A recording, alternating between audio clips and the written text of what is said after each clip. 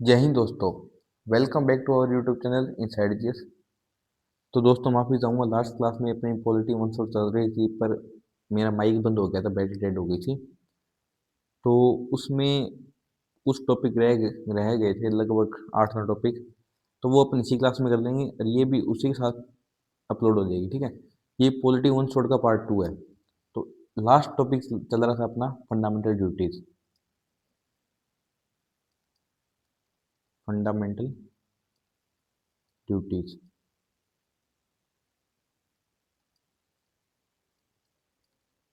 Duties fundamental duties India के अलावा सिर्फ जापान ऐसा देश है जिसके कॉन्स्टिट्यूशन में मेंशन है, ठीक है।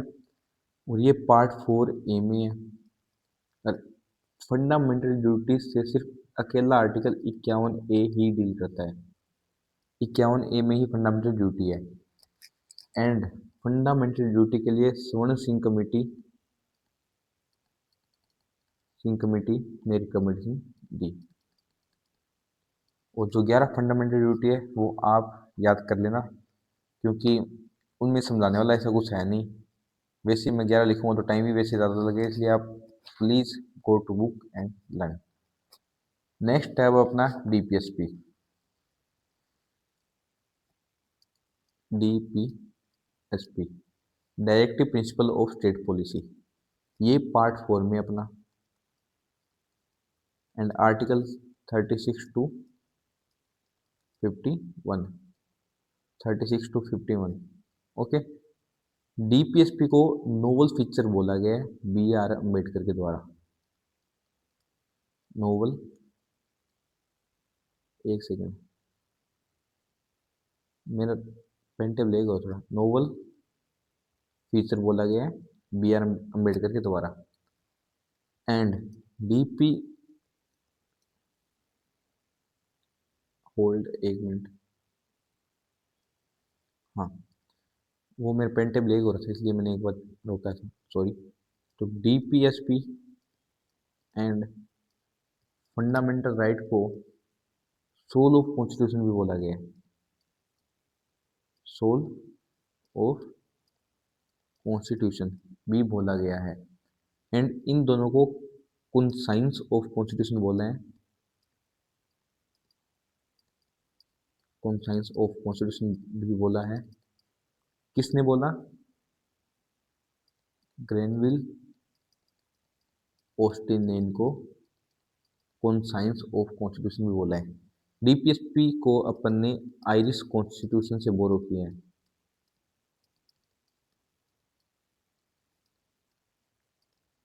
ओके। अब डीपीएसपी को अपन 3 में डिवाइड करते हैं।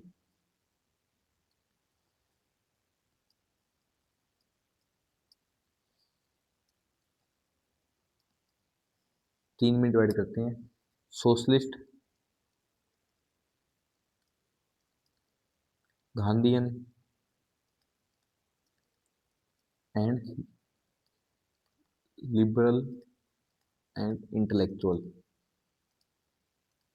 सोशलिस्ट प्रिंसिपल कौन से हैं? Article 38, 39, 39A and 41, 42, 43, 43A, 44।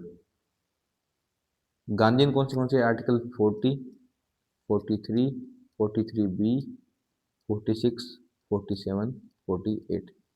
And liberal and intellectual कौन से? 44, 45,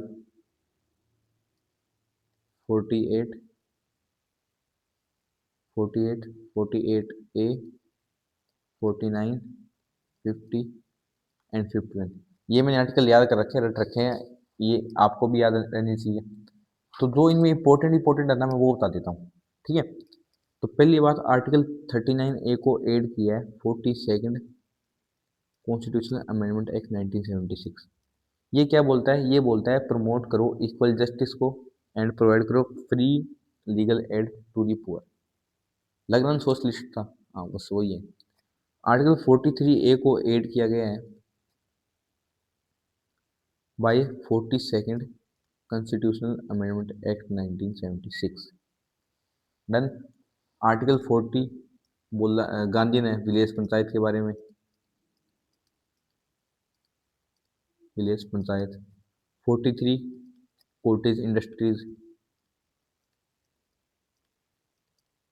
43B को ऐड किया गया है 97th कॉन्स्टिट्यूशनल अमेंडमेंट एक्ट 2011। इसमें कोऑपरेटिव सोसाइटीज के बारे में बोलता है।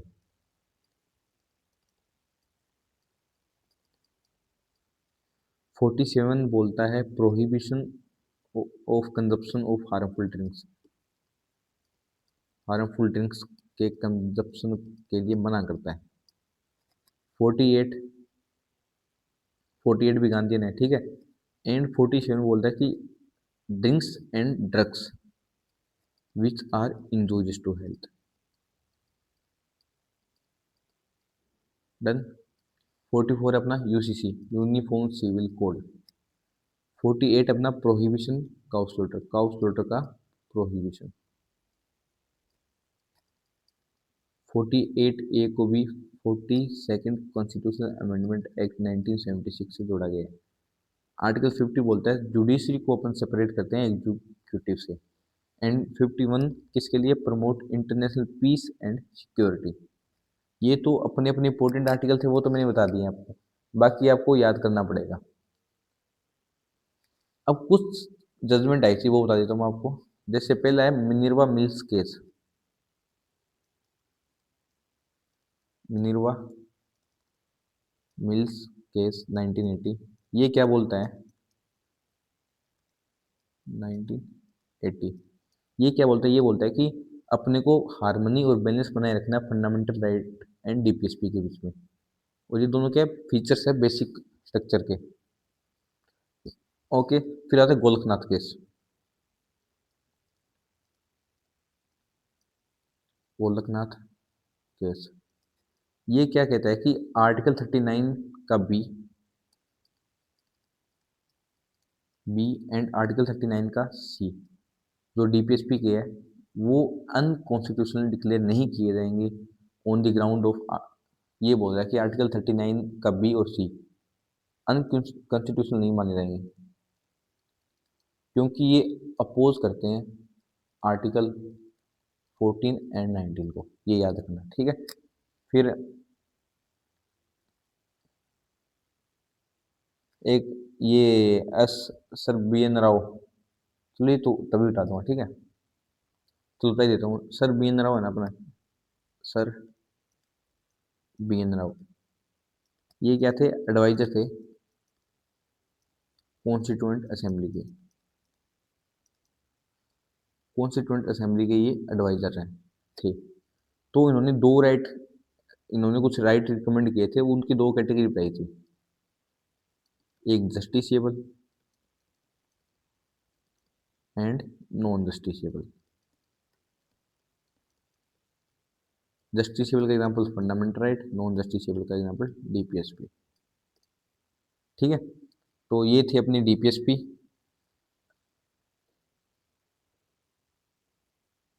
कुछ आर्टिकल बता देता हूँ मैं आपको यहीं पे important important. Article 335 part 16। Article 350A part 17। Article 351 part 17। Article 351 ये क्या है?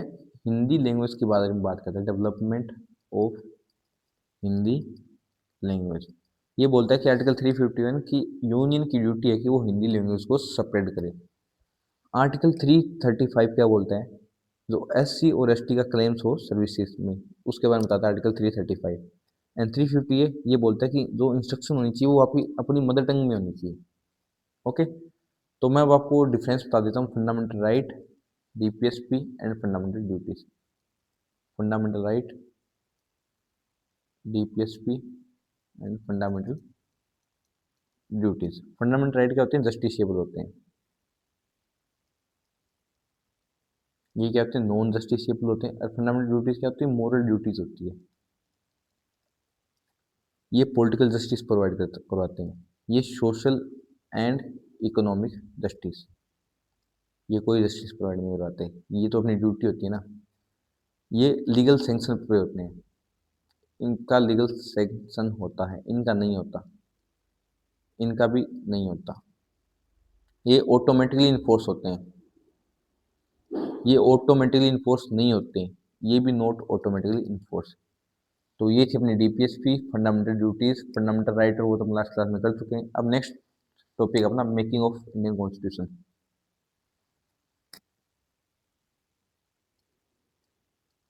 Making of Indian constitution, making of Indian constitution. तो पहले हिंदी टेक्स्ट के बारे में बात करते हैं। हिंदी टेक्स्ट,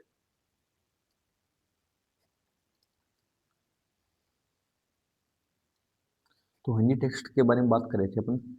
ओरिजिनली कॉन्स्टिट्यूशन में ऐसा कोई प्रोविजन नहीं था, originally no provision, okay. But इसको ऐड किया गया bye 58th constitutional amendment act 1987। ये एक न्यू आर्टिकल ऐड करता है, article 394 A in part 22, okay. ये प्रोवाइड करता है अथॉरिटेटिव हिंदी टेक्स्ट। ये पावर देता है प्रेसिडेंट को कि इंश्योर करे और पब्लिश करे इसको हिंदी टेक्स्ट में, ओके। आर्टिकल 351 स्प्रेड करते हैं हिंदी लैंग्वेज, ये बता चुका हूँ। अब लैंग्वेज से मैं बात आती है, आपको एड शेड्यूल बताई देता हूँ साथ के साथ ही।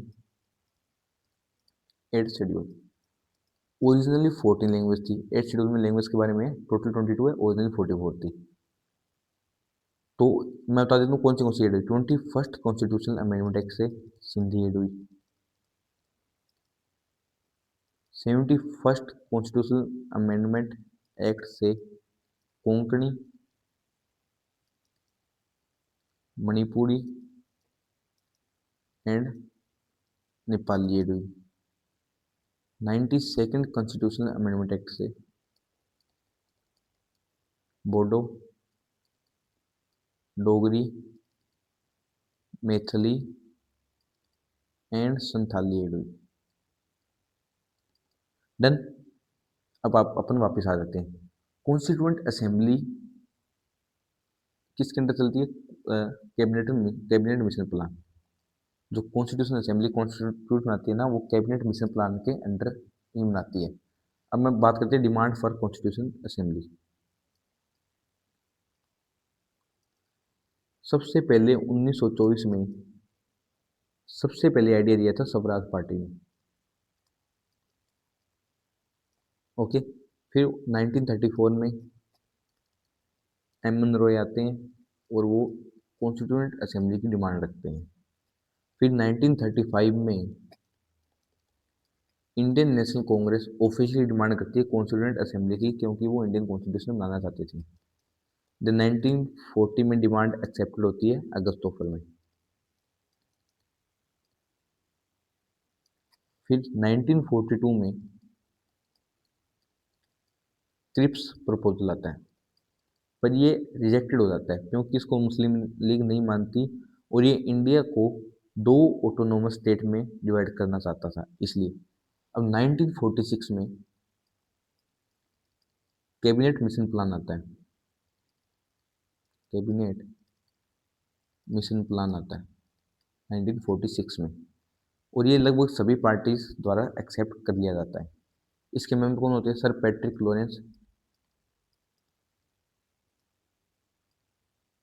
Lawrence, Stafford Cripps and Alexander, A V Alexander, ये इसके मेंबर होते हैं।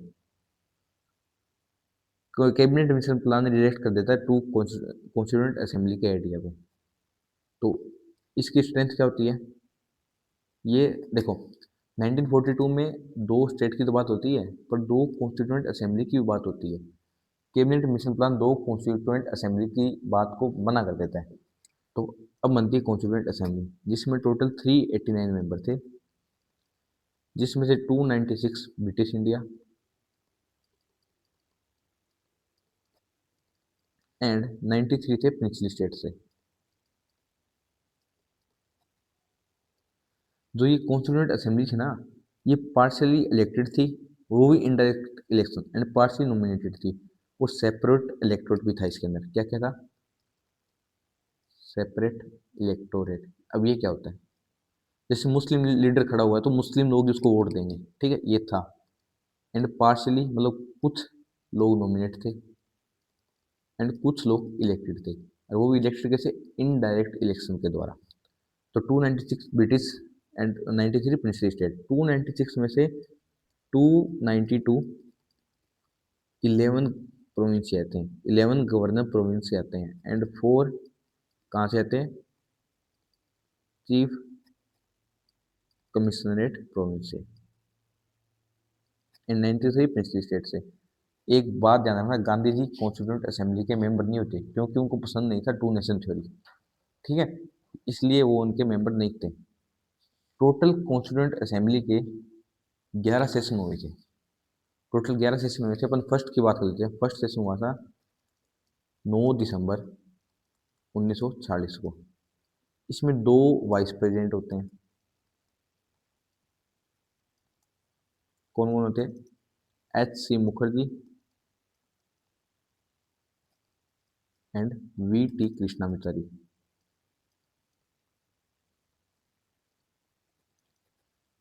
इसको बॉयकॉट कर देती है मुस्लिम लीग, तो इसलिए सिर्फ 211 ही लोग अटेंड करते हैं इसको। टेम्परेरी प्रेसिडेंट कौन होते हैं? Doctor Sachchidanand Sinha, and permanent राष्ट्रपति कौन होते हैं? राजेंद्र प्रसाद।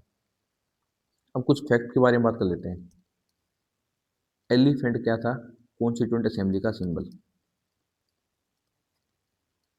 Sir B.N. राउ कौन थे? एडवाइजर थे। H.V.R. यंगर, ये क्या थे? सेक्रेटरी थे कॉन्स्टिट्यूंट असेंबली के। S.N. मुखर्जी कौन थे? S.N. मुखर्जी, ये थे अपने chief draughtsman. Chief draughtsman. B.R. Sinha and Nandlal Bose. कौन कौन? Nand Lal Bose and B.R. सिन्हा कौन थे? इन्होंने कॉन्स्टिट्यूशन को डेकोरेट एंड ब्यूटिफाइड किया था। क्या किया था? Decorated and beautified the constitution. Hindi version की कैलीग्राफी किसने करी थी? वसंत कृष्ण विद्या, एंड इसको इल्यूमिनेट किसने किया था? नंदलाल बोस ने किया था। प्रेम बिहारी रजाइदा कौन थे? प्रेम बिहारी रायजादा, ये कैलीग्राफर थे कॉन्स्टिट्यूशन के। अब बात करते हैं अपन ऑब्जेक्टिव रेजोल्यूशन की।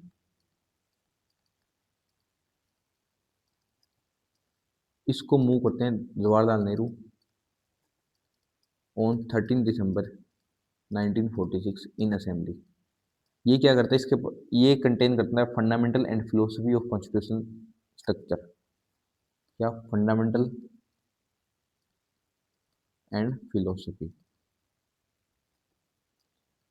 फिर ये रिजोल्यूशन अडॉप्ट होता है 22 जनवरी को 1947 बाई कॉन्स्टिट्यूंट असेंबली, और यही ऑब्जेक्टिव रेजोल्यूशन क्या है? प्रेम्बल क्या है? मॉडिफाइड वर्जन है ऑब्जेक्टिव रेजोल्यूशन का। अब बात करते हैं अपन Indian independence act 1947। Indian independence act 1947। इसमें 3 चीज चेंज हुए थे, मेजर 3 चेंज हुए थे। पहला, असेंबली। असेंबली में क्या चेंज हुआ था कि ये बन गई सोवरेन बॉडी, ये कोई भी लोग बना सकती है, चेंज कर सकती है।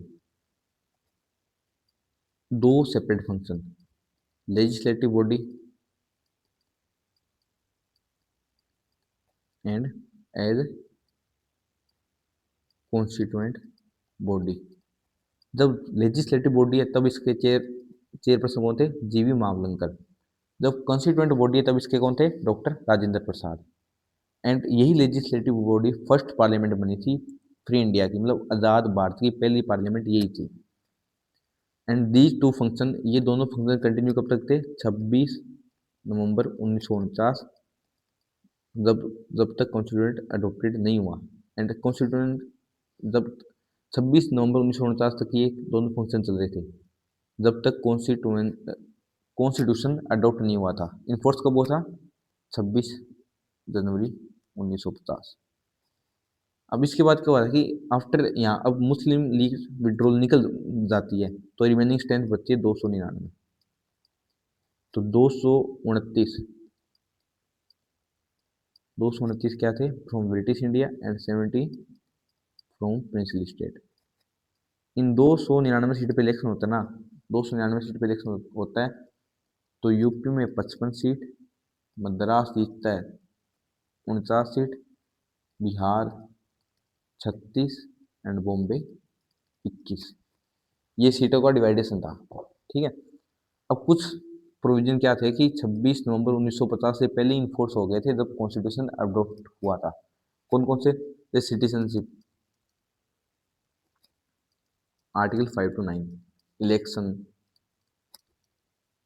Provisional parliament, temporary provisions. कुछ मेजर्स कमेटी भी थी। मेजर कमेटी कौन कौन सी थी? Union power committee, union constitution committee, state committee. Union power, union constitution and state committee. इनके हेड थे जवाहरलाल नेहरू।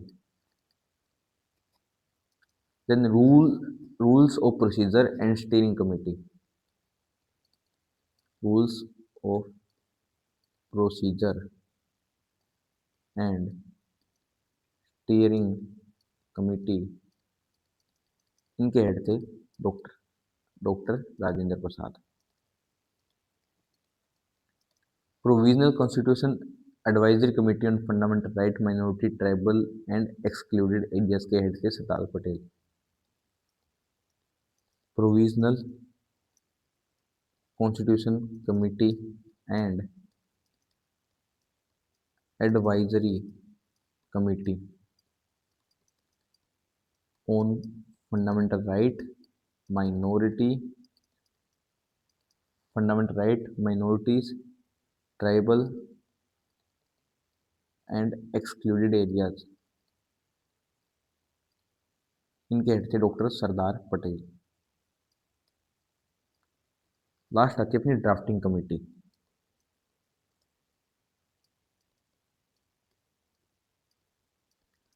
ड्राफ्टिंग कमेटी, इनके हेड थे doctor B R Ambedkar. Ambedkar, इसमें 7 मेंबर थे। अम्बेडकर, दूसरे Gopala Swami, K M Munshi, Alladi Krishna Swami, T T Krishnamachari, Syed Mohammad and Madhavrao, ये इसके हेड थे। और अपन ने नेशनल फ्लैग कब, ये मेंबर थे, हेड तो अम्बेडकर थे, नेशनल फ्लैग कब अडॉप्ट किया and national song, national flag अपन ने अडॉप्ट किया 22 जुलाई 1947 को। National song and anthem adopt किया 24 जनवरी 1950 को। 24 जनवरी 1950 को। ये थी अपनी मेकिंग ऑफ कॉन्स्टिट्यूशन। अब नेक्स्ट बात करते हैं अपन पंचायत एंड म्यूनसिपैलिटीज। 3 टॉपिक हो रहे हैं। नेक्स्ट क्या अपना? Panchayat and municipality. पंचायत सबसे पहले भारत में पंचायत किस राज्य ने इंप्लीमेंट करी? राजस्थान। तो पंचायत है शेड्यूल 11th में, म्यूनसिपैलिटी है शेड्यूल 12 में। इसको ऐड किया गया 73rd कॉन्स्टिट्यूएंट अमेंडमेंट एक्ट 1992। इसको ऐड किया 74th कॉन्स्टिट्यूशनल अमेंडमेंट एक्ट 1992। दोनों सेम ईयर में अमेंडमेंट हुई थी। तो इसमें 29 आइटम्स है जिन पे लॉ बनाया जाएगा। इसमें कितने टोटल? 18। ये 3 टायर है, जैसे डिस्ट्रिक्ट पंचायत, देन इंटरमीडिएट,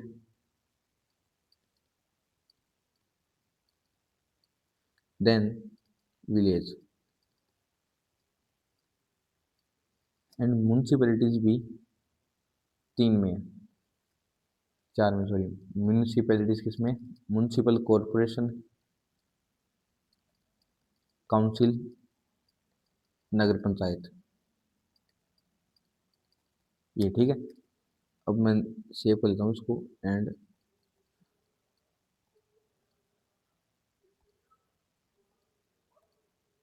अब बात करते हैं अपन, कुछ कमेटी आई थी और उसके रिकमेंडेशन के बारे में अपन बात करते हैं, एंड कौन से ईयर में आई। तो सबसे पहले आती है बलवंत राय मेहता कमेटी। बलवंत राय मेहता कमेटी ये कब आती है? 1957 में। ये 3 टायर बोलती है कि 3 टायर होना चाहिए पंचायती वगैरह। फिर 1997 में आती है अशोक मेहता, ये 2 टायर बोलती है।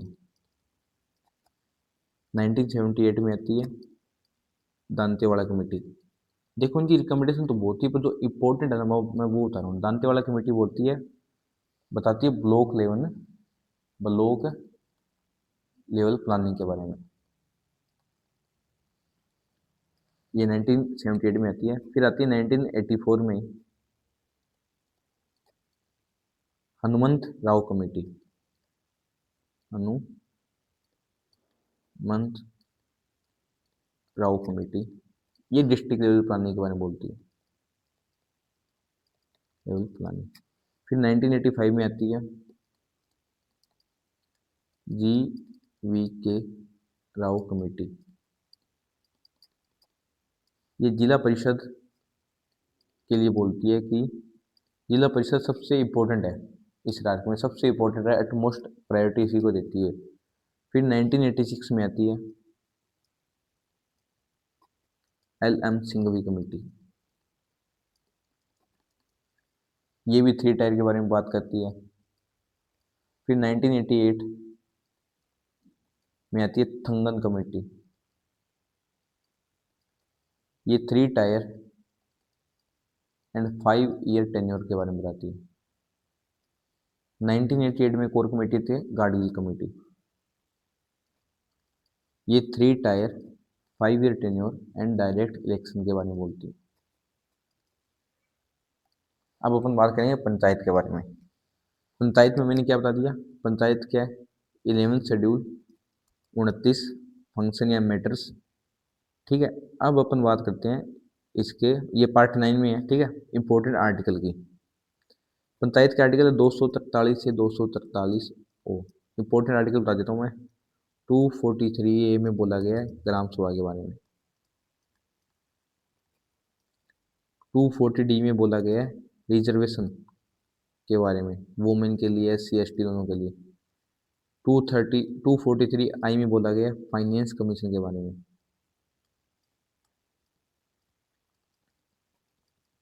243 के में बोला गया है स्टेट इलेक्शन कमीशन के बारे में। अब बात करते हैं म्यूनसिपैलिटी। ये पार्ट 9 ए में है। आर्टिकल 243 पी से लेके Z G तक। आर्टिकल 243 पी से लेके आर्टिकल 243 Z G तक। इसमें इंपॉर्टेंट आर्टिकल कौन से 243 टी जिसमें रिजर्वेशन बोला गया। 240 W अथॉरिटी के बारे में। 243 X रिप्रेजेंटेशन के बारे में। 243 Y फाइनेंस कमीशन के बारे में। ZD डिस्ट्रिक्ट प्लानिंग कमेटी के बारे में। And ZE metropolitan planning committee. And ये 3 टाइप की बोलती है, nagar panchayat, municipal council, municipal corporation. Nagar panchayat क्या होती है? जो rural to urban transition area होते हैं उसको नगर पंचायत बोलते हैं। म्युनिसिपल काउंसिल क्या होती है? स्मॉल अर्बन एरिया की होती है। एंड म्युनिसिपल कॉरपोरेशन किसके लिए होती है? कॉरपोरेशन के लिए लार्ज अर्बन एरिया। अब नेक्स्ट अपना बोरोड फीचर्स टॉपिक, ये अपन ने किस देश से क्या क्या लिया है। बोरोड फीचर्स, पहला ब्रिटिश कॉन्स्टिट्यूशन, ब्रिटिश कॉन्स्टिट्यूशन इनसे लिया अपन ने parliamentary form of government, rule of law लिया अपन ने इनसे, single citizenship, parliamentary privileges, prerogative rights, ये अपन ने लिया ब्रिटिश से। यूएसए से क्या लिया है? Fundamental right, judicial review, independent and integrated judiciary, president का impeachment, supreme court, high court and vice president का रिमूवल। ऑस्ट्रेलिया से क्या लिया अपन ने? Concurrent list and joint sitting of parliament. Joint sitting का आर्टिकल कौन सा है? आर्टिकल 108। आर्टिकल 109 किसके लिए बोलता है? मनी बिल के स्पेशल प्रोसीजर के बारे में। Article 110 money bill, article 111 veto power, article 112 budget, article 123 ordinance, article 72 pardoning powers. ये सारे याद होने चाहिए आपको, राष्ट्रपति के इंपॉर्टेंट आर्टिकल है ये सारे, ठीक है। फिर बात करते हैं अपन यूएसएसआर कॉन्स्टिट्यूशन से। इनसे क्या लिया अपन ने? Fundamental duties, social political and economic justice in preamble. Irish constitution से क्या लिया अपन ने? डीपीएसपी, प्रेसिडेंट का इलेक्शन का मेथड एंड नॉमिनेशन किसका? मेंबर का राज्यसभा में। कनेडियन कॉन्स्टिट्यूशन से क्या लिया अपन ने? कनेडियन कॉन्स्टिट्यूशन से लिया अपन ने रेजुडेटरी पावर, किसको देनी चाहिए? सेंटर को देनी चाहिए। Federation with strong centre,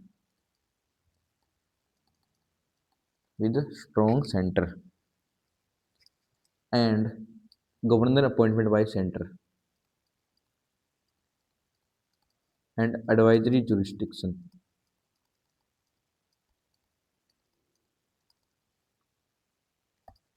next अपना फ्रेंच कॉन्स्टिट्यूशन।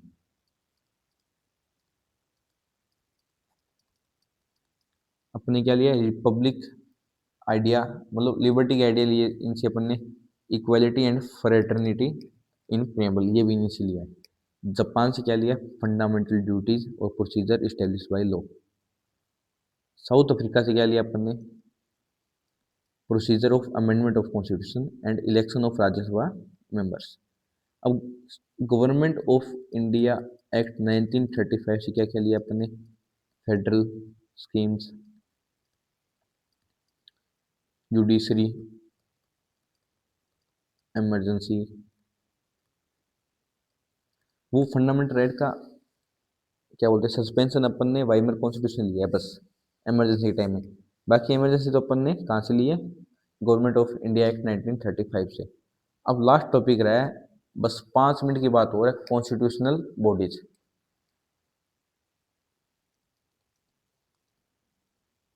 पहला इलेक्शन कमीशन,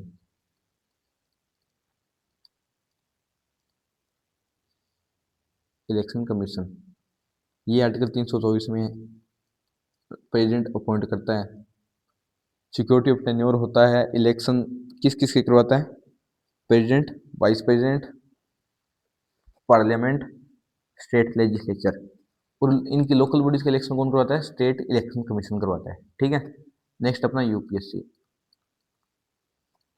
यूपीएससी को बोलते हैं watch dog of merit system. Article 315 से 323। चेयरमैन एंड इसके मेंबर कौन अपॉइंट करता है? प्रेसिडेंट। एंड रिजाइन भी किसको देते हैं? ये रेजिग्नेशन लेटर प्रेसिडेंट को देते हैं। इनका भी सिक्योरिटी ऑफ टेन्योर होता है। नेक्स्ट अपना CAG, comptroller and auditor general of India, article 148। इसको हेड ऑफ इंडियन ऑडिट भी बोला जाता है। इसका अपॉइंटमेंट राष्ट्रपति करता है और ये अपना रेजिग्नेशन भी राष्ट्रपति को देता है। ये ना जो एक बार बन जाता है वो फर्दर एलिजिबल नहीं होता। सिक्योरिटी ऑफ टेन्योर होता है, गार्डियन होता है पब्लिक पर्स का। एंड इनकी सैलरी और कंडीशन कौन डिटरमाइन करता है? पार्लियामेंट। नेक्स्ट अपना attorney general of India, general of India, ये आर्टिकल 76 में है। Attorney general of India Lok Sabha Rajya Sabha दोनों में पार्टिसिपेट कर सकता है, बोल सकता है, पर वोट नहीं कर सकता, दोनों में बैठ सकता है। ठीक है। और इसको अपॉइंट करता है राष्ट्रपति। एंड एलिजिबिलिटी का ये सिटीजन होना चाहिए, हाई कोर्ट के जज, हाई कोर्ट जज होना चाहिए या तो 5 साल तक, एंड हाई कोर्ट एडवोकेट होना चाहिए 10 साल तक। और ये प्राइवेट लीगल प्रैक्टिस भी कर सकता है अपनी, और ये फुल टाइम काउंसलर नहीं होता गवर्नमेंट का। ओके। लास्ट अपना national commission for SC ST and OBC, national commission of SC article 338, ST 338A and OBC 338B। ठीक है। ST वाला ऐड किया गया है 89th कॉन्स्टिट्यूशन से। एंड इनको अपॉइंट कौन करता है? प्रेसिडेंट। और consist of chairperson plus vice chairperson plus 3 other members. तो चलिए दोस्तों, अपनी हुई पॉलिटी डन। मैं माफ़ी चाहूँगा, मेरे को पॉलिटी की 2 वीडियो बनानी पड़ी क्योंकि एक में मेरा माइक की बैटरी डेड हो गई थी। और हाँ, एक इन्फॉर्मेशन है ज़रूरी, 28 अप्रैल से मैं और एक मेरा साथी NDA CDS के लिए फ्री ऑफ कॉस्ट GS करवाएंगे। सारा नोट्स वगैरह सब प्रोवाइड कराएंगे। जिन जिन को भी ऐड होना है तो वो हमारा टेलीग्राम लिंक है, चैनल है इनसाइट GS, कैपिटल लेटर में सारा। वो यूट्यूब वीडियो के लिंक पे मिल जाएगा आपको, यूट्यूब चैनल पे जाओगे ना, वहाँ पे मिल जाएगा। Please join us. और जो भी क्वेरी है मुझे टेलीग्राम पे ज़रूर बताइए, मैसेज करिए, मैं आपको ज़रूर रिप्लाई करूँगा। तो चलिए दोस्तों, जय हिंद। अब लास्ट अपनी 2 वीडियो रह गई है, Indian geography and physical geography. दोनों में से एक तो आज ही करवा दूंगा, इंडियन ज्योग्राफी। कल सुबह आपको फिजिकल ज्योग्राफी मिल जाएंगी। जय हिंद दोस्तों, धन्यवाद।